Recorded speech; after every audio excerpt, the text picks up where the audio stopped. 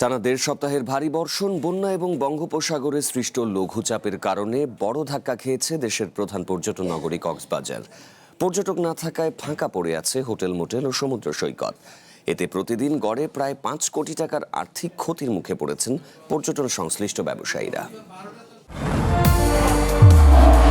নির্মাণে number 1 Shah cement. পর্যটকদের পদচারণায় মুখর থাকার কথা বিশ্বের সবচেয়ে দীর্ঘ এই বিচের, কিন্তু টানা ২ সপ্তাহের বৈরী আবহাওয়া ও বন্যার কারণে সেই চিত্র এখন ম্লান।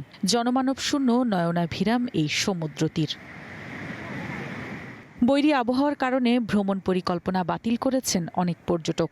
ফলে একের পর এক বাতিল হয়েছে হোটেল বুকিং, যার প্রভাবে মন্দা দেখা দিয়েছে হোটেল, মোটেল ও রিসোর্টগুলোতে। সাগর একটু উত্তাল, কিন্তু এখানে পরিবেশটা খুব ভালো আছে। এখানে সবাই এখন আসতে পারে।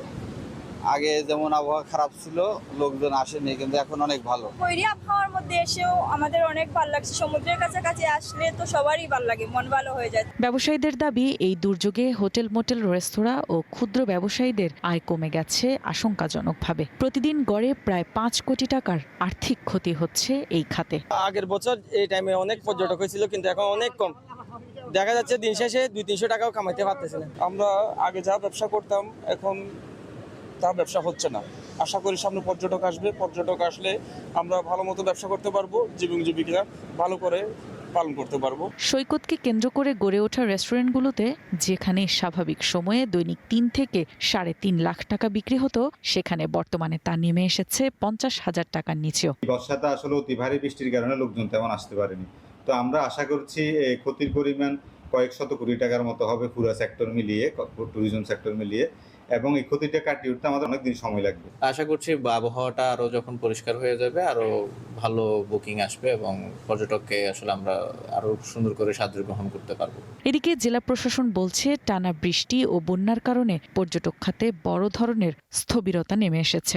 দুর্যোগ চলমান রয়েছে, তার কারণে আসলে পর্যটন শিল্পেও তার একটা প্রভাব পড়েছে। রেস্টুরেন্ট বলেন, এর সাথে সংশ্লিষ্ট সবারই এটার উপর একটা ইম্প্যাক্ট পড়েছে, কারণ পর্যটকরা আসলে এর মধ্যে আসতে পারেনি। আসলেও অনেকে হচ্ছে খুব অল্প সময়ে তাদের যেই সফর সেটি সংক্ষিপ্ত করে অনেকে ফিরে গিয়েছে। তো পর্যটক না আসলে এটার সাথে রিলেটেড যারা আছে সবাই ক্ষতিগ্রস্ত হয়। স্থবিরতা কাটিয়ে আবহাওয়া স্বাভাবিক হওয়ার সাথে সাথে আবারও উজ্জীবিত হবে পর্যটন খাত। পর্যটকদের উপস্থিতিতে মুখর হয়ে উঠবে কক্সবাজার সমুদ্র সৈকত, এমনটাই প্রত্যাশা সংশ্লিষ্টদের। One national desk.